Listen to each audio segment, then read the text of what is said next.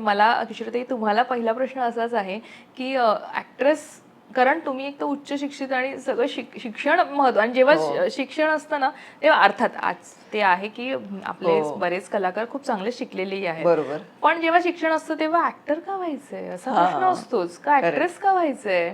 तुमच्या बाबतीत नेमकं काय झालेलं? तू म्हणाली त्याप्रमाणेच एकदम सुसंस्कृत आणि सुशिक्षित घराण्यातनं मी आले. म्हणजे माझे डॅडी तर MA LLB, डबल त्या काळचे डबल एज्युकेशन, डबल ग्रॅज्युएट वगैरे. आणि माझी आई ग्रॅज्युएट, पण तिला कथ्थकचा फार नाद, तिने लहानपणी स्वतःचं ट्रेनिंग घेतलं होतं कथ्थकमध्ये वगैरे, आवड म्हणून. आणि माझे बाबा एवढे एज्युकेटेड असताना कॉलेजमधून नाटकांमध्ये काम करायचे. अच्छा. हा, आणि अर्थात त्या काळी तसं काही नव्हतं की प्रोफेशनली काही करायचं आहे, संसार करायचा, आणि हे त्याच गोष्टी जास्त प्रायोरिटीला असतात. पण ती सगळी त्यांची जी आवड, हाऊस मौस कदाचित माझ्यामध्ये आली. आणि मलाही, मी नकळत ऍक्च्युली हा निर्णय घेतला. म्हणजे जेव्हा मला संधी आली, पेपरात एक नॉर्मल ऍड आली होती की दुर्गा साली गौरी या नृत्य नाटिकेसाठी आम्ही 75 बाल कलाकार बघतोय, शोधतोय, वयोगट 5 ते 14. आता मी काय ते तेव्हा 12-13 वर्षाचे ते. तर मी पेपर नाही वाचला, माझ्या आईने बाबाने पेपर वाचला आणि त्यांनी विचार केला की बघूया, हिला इच्छा असेल तर आपण घेऊन जाऊया तिला तिकडे. आणि म्हणून माझे डॅडीच मला घेऊन गेले तिकडे की तुला जायचं असेल तर बघ, इच्छा असेल तर, कारण ते लोक शोधतायत असं. आणि त्यांना तसं काही ट्रेंड डान्सर वगैरे नको होते, आणि मी काही ट्रेंड डान्सर नाहीये. मी करू शकते, जे दाखवतात ते करू शकते मी. तर त्यांनी जे सांगितलं ते मी दाखवलं. ती माझी खरं तर आयुष्यातली पहिली audition, if you go to see. Informal म्हणता येईल, पण त्याच्यामुळे पदार्पण झालं या क्षेत्रामध्ये. आणि माझी धाकटी बहिणी होती वैशाली, ती आणि मी, आम्ही दोघी अशी जोडीने असायचो. त्यामुळे मी जिथे जाईन तिथे ती पण असायची, किंवा ती जिथे जाईल तिथं मी जायचे. त्यामुळे आम्ही दोघी गेलो होतो, दोघी ऑडिशनमध्ये पास झालो.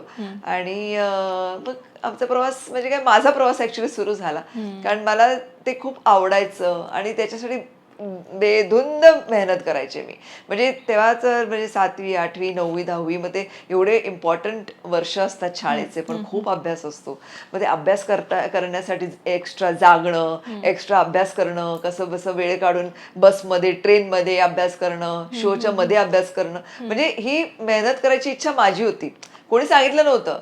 मी इझिली म्हणू शकले असते की एक्झाम आहे, मला तर नाही करायचं, किंवा असं पर्याय असतो. पण मी करत होते, सगळ्या गोष्टी करत होते. म्हणजे माझा तेव्हाही दिवस सकाळी 5:30ला सुरू व्हायचा, रात्री 12ला संपायचा त्या वयामध्ये. आणि आजही तीच गोष्ट आहे. आजही मी 5:30ला उठते आणि रात्री 11:30-12ला माझा दिवस संपतो. बापरे, हे सगळ्यात पहिलं शिकण्यासारखं आहे की रात्री 12:30ला दिवस संपून सकाळी तो 5:30ला होणं. हो, सुरुवात. हा, ते तसं आहे. तेव्हापासून माझ्या, म्हणजे आहे ते माझ्या अंगातच ते आहे. त्यामुळे सगळं करत, त्यामुळे ते आई वडिलांनीच सपोर्ट केल्यासारखं झालं ना. कारण बाबा पिकअप करायचे, ड्रॉप करायचे. एक लहान मुलगी ट्रेनने बसने जाणार कशी, मग ते मला पिकअप करायला यायचे रात्रीचे. तर असं नकळत त्यांनीही सपोर्ट केला. आणि करता करता दुर्गा चली गौरी झालं, मग त्यांचे राज्यनाट्य स्पर्धेचे पण नाटकं होती, आविष्कार चंद्रशाळेची, मग महाभोजन 13व्याचे, मग एक हिंदी नाटक होतं जे NSDचे सगळे कलाकार होते, वामन केंद्रे, शिवदास घोडके वगैरे होते, त्याच्यामध्ये मी एक भूमिका केली. शत्रुमूर्ख नाव होतं त्या हिंदी प्लेचं, त्यातही मी काम केलं. म्हणजे असं करत माझं नकळत डान्स करता करता डायलॉग बोलणं सुरू झालं स्टेजवरती. आणि मला मग पहिलं जे नाटक झालं, म्हणजे ऍक्च्युली प्रायोगिक आणि काय म्हणतात, प्रायोगिक नाही म्हणायचं, प्रोफेशनल नाटक जे सुरू झालं ते म्हणजे हरी आप हरी, मोहन तोंडोळकरांचं कलावैभवचं नाटक हरी आप हरी. आणि त्यात मोहन गोखले, भावनाबाई आणि हनुमंत रुके असे काही काही मोठे मोठे कलाकार होते. आणि ऍक्च्युली मी हार्डली 9वी 10वीत वगैरे अशी होते, आणि त्या सुमारास ते सगळा प्रवास माझा चालू होता. अभ्यासाबरोबर तेही करत होते, रिहर्सल्स करणं, मग जाणं येणं प्रयोगासाठी वगैरे. मग ते झाल्यानंतर मला मोरची मावशी मिळाला.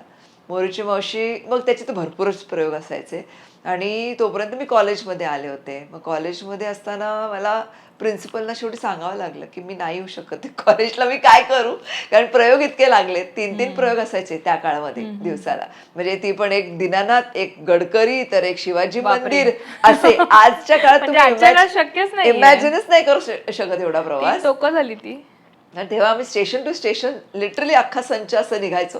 इकडनं तिकडे गेलो, तिकडनं तिकडे गेलो, असं 3-3 प्रयोग दिवसाला करायचो. आणि परत माझ्या फिल्म्स सुरू झाल्या होत्या. प्रेम करूया खुल्लम खुल्ला, 15 दिवस मुंबई, 15 दिवस कोल्हापूर. कॉलेजला वेळच नसायचा अटेंडन्ससाठी. मी मग व्हाईस प्रिन्सिपल होते, अंकुश सावंत म्हणून मराठी व्हाईस प्रिन्सिपल होते. त्यांना म्हटलं, सर माझं असं काहीतरी नकळत करिअर सुरू झालेलं आहे, मला अभ्यास आणि शिक्षणही पूर्ण करायचं आहे आणि ते मला सोडायचंही नाही आहे, आवड आहे मला त्याची फार. तर ते म्हणाले, हरकत नाही, तू एक्झाम्स मात्र वेळेवर दे किंवा कॉलेजच्या करिक्युलर ॲक्टिव्हिटीजमध्ये नक्की पार्टिसिपेट कर. मग त्यामुळे मी कॉलेजच्या टॅलेंट कॉन्टेस्ट म्हणा, कुठल्या अजून काही कॉम्पिटिशन्स असायच्या, त्याच्यामध्ये मी कॉम्पिटिशनमध्ये हे भाग घ्यायचे. तेव्हा मी मिस मिठीबाई पण झाले होते. माझ्या कॉलेजचं नाव मिठीबाई कॉलेज. मग मिस मिठीबाई झाले होते. टॅलेंट कॉन्टेस्टमध्ये मला फर्स्ट अवॉर्ड मिळालं होतं. म्हणजे कॉलेजलाही खुश ठेवत होते, माझा अभ्यासही चालू होता, करिअरही चालू होतं. माझे 2 फिल्म्स होत्या त्यावेळेस, एक लागोपाठच, प्रेम करूया खुल्लम खुल्ला गिरीश घाणेकरांचा, त्यात लक्ष्मीकांत बेर्डे माझा हिरो होता, अशोक सराफही होते त्याच्यात. आणि दुसरा पिक्चर माझा पती करोडपती, तो सायमल्टेनियसली ऑलमोस्ट ते सुरू झाले सगळे. त्यात सचिन पिळगावकरांनी मला कास्ट केलं अशोकच्या ऑपोजिट. तर तसं ते माझं करिअर म्हणजे असं नकळत 2 काय म्हणतात दगडांवर पाय ठेवत ठेवत ठेवत तुम्ही. चाललं होते.